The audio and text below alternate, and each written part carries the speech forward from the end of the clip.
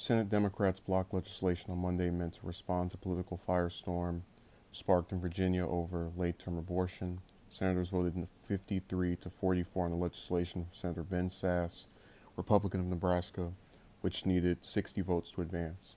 Democratic Senator Joe Manchin, Doug Jones, and Bob Casey voted to proceed to the bill. The legislation would penalize doctors who fail to exercise the proper degree of care in the case of a child who survives an abortion or attempted abortion. Majority Leader Mitch McConnell, Republican of Kentucky, touted the bill ahead of Monday night's vote, where it was widely expected to fall short, urging Democrats to reject extreme voice within their own party. It isn't about new restrictions on abortion. It isn't about changing the options available to women. It's just about recognizing that a newborn baby is a newborn baby, period, he said.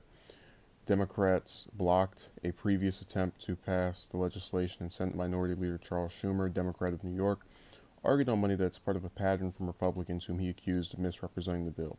This vote does not occur in a vacuum. Pay attention to the facts and not false rhetoric.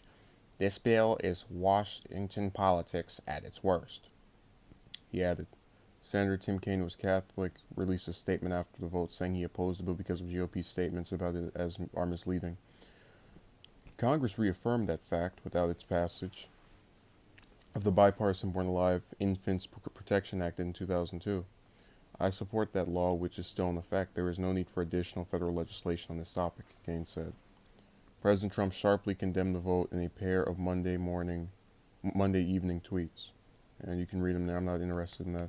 Monday's vote comes after Virginia Governor Ralph Northam provided outrage among anti-abortion groups, GOP lawmakers, and the White House over his comments about a bill that would make it easier for women to get third trimester abortions if their health was threatened by pregnancy. Kathy Tran, the sponsor of the Virginia bill, fueled the political firestorm in her comments, acknowledging that the legislation would allow a woman who is dilating to request an abortion if a doctor determined that childbirth would impair her mental or physical health went viral. Northam further inflamed tensions when he said on a local radio show that third trimester abortions are rare and typically occur when an infant is severely deformed or unable to survive after birth.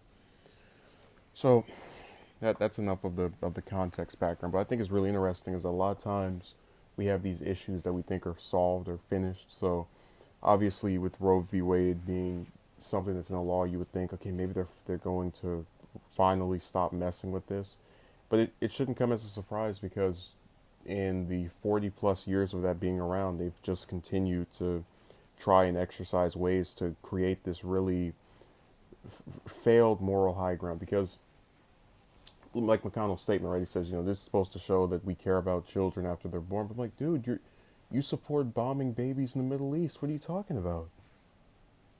All of these Republicans do, other than Rand Paul and Mike Lee. So when I watch them have that particular view, being in favor of all these bombings that kill innocent people, including children, and then watching them try to establish this, this grandstanding of I'm so concerned about fetuses and people that come out, and are able and should be able to survive if they're not aborted. Go away.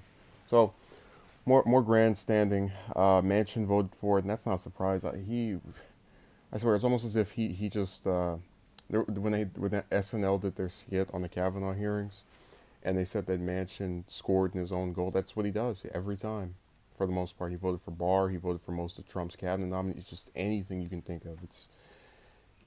That's a Democrat.